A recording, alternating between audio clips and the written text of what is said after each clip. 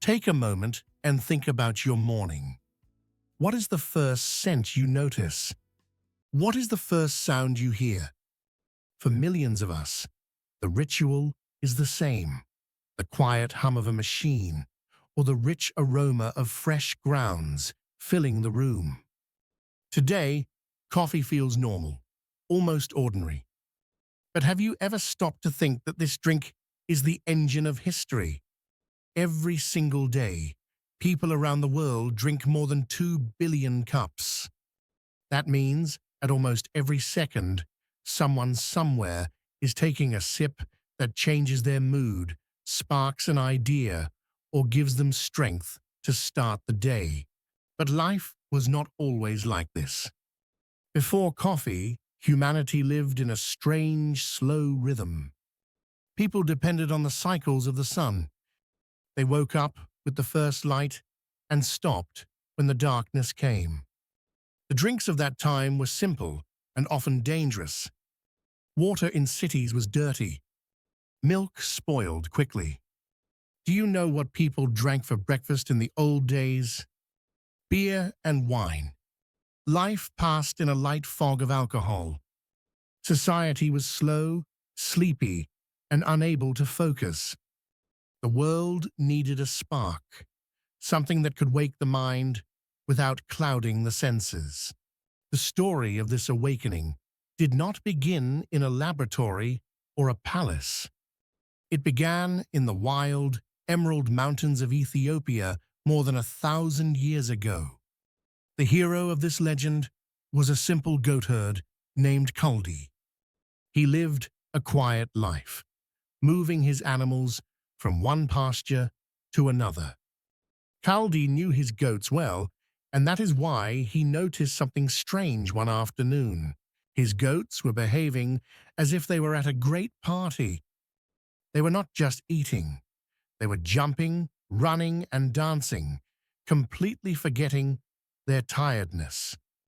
Kaldi saw they were eating small red berries from a dark green bush. Being a curious man, he picked a few and tasted them himself. Soon, Kaldi felt something incredible.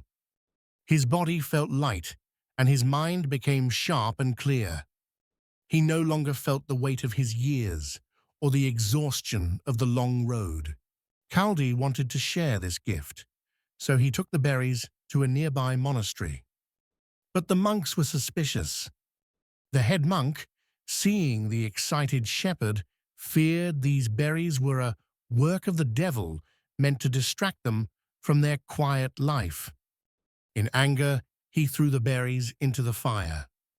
But that act of fear became the moment coffee was born. As the seeds began to roast, a beautiful aroma filled the room. It was a scent we recognize today. Enchanted, the monks pulled the roasted seeds from the coals, crushed them, and mixed them with hot water to see what would happen. That night, the monks did not sleep, but it was not the restlessness of a tired mind. It was a night of deep prayer and clear thought. Coffee was born from an accident, a fire, and a human mistake. From Ethiopia, the secret of the magic beans crossed the Red Sea to Yemen. There, in the 1400s, coffee found its first true home with the Sufi mystics. For them, coffee was a holy helper. The Sufis spent their nights in prayer and dance, trying to reach a state of divine joy. The drink they called kawa, meaning that which gives strength, helped them stay awake and alert.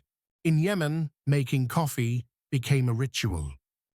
They began to roast the beans in flat pans, listening carefully to every crack that meant the bean was opening. They learned that heat changed the flavor, from a light fruitiness to a deep, noble bitterness.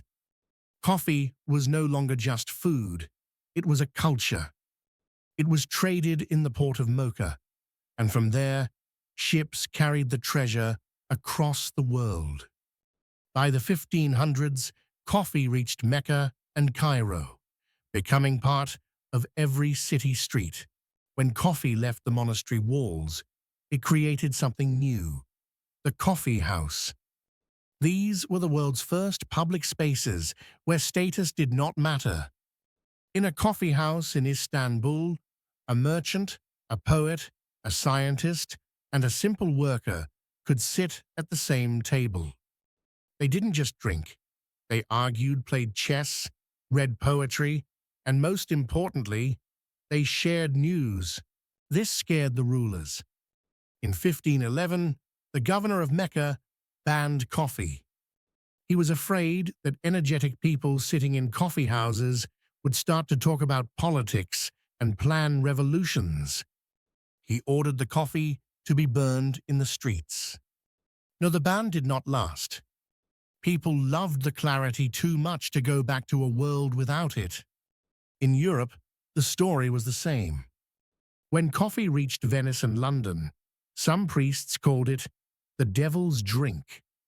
But after Pope Clement VIII tasted it himself and blessed it, the gates opened. In England, King Charles II tried to close coffee houses, calling them places of trouble. He understood that a man who drinks coffee becomes a critical thinker. Unlike the people in beer taverns, coffee drinkers were awake and ready to debate. Coffee houses were called penny universities. For 1 penny, you could buy a cup and get an education by listening to the greatest minds of the time. In these rooms, the ideas of the Enlightenment, the plans for revolutions, and the foundations of modern business were born. For a long time, the Arab world protected its secret. They only exported roasted beans, so no one else could grow the trees. But the world's hunger for this resource was too strong. In the 1600s, Dutch sailors managed to steal a few live plants and take them to Java. Later, a French officer named Gabriel de Clieu risked his life, even sharing his last drops of water with his plant, to bring coffee to the Caribbean. From those few stolen seeds, giant plantations grew in Brazil, Colombia, and Vietnam. Coffee became a global product. Sadly, this story had a dark side. The growth of the coffee empire in the 1800s relied on the hard labor of enslaved people. Coffee brought great wealth to some and great hardship to others, becoming the second most traded legal product in the world after oil. In the 20th century, coffee evolved with us. In Italy, they invented the espresso, a fast, strong drink for the new industrial rhythm of life. During the wars, instant coffee was born, becoming a symbol of comfort for soldiers. Today, we live in a time where coffee is treated like fine wine, where we care about the soil, the height of the mountain, and the way it is processed. As it finishes its journey from the Ethiopian hills to your cup, coffee reminds us of who we are. It is a story of how a small red berry became a symbol of human progress. Coffee gives us more than just caffeine. It gives us time. Time to think, time to talk, and time to create something new. This is not just a drink. It is an invitation to wake up. In a world that is often chaotic, a cup of coffee remains that one point of peace and focus where every great day begins. So, when you take your next sip, remember Kaldi, his dancing goats, and the long nights of the monks. You are holding the result of 1,000 years of human curiosity.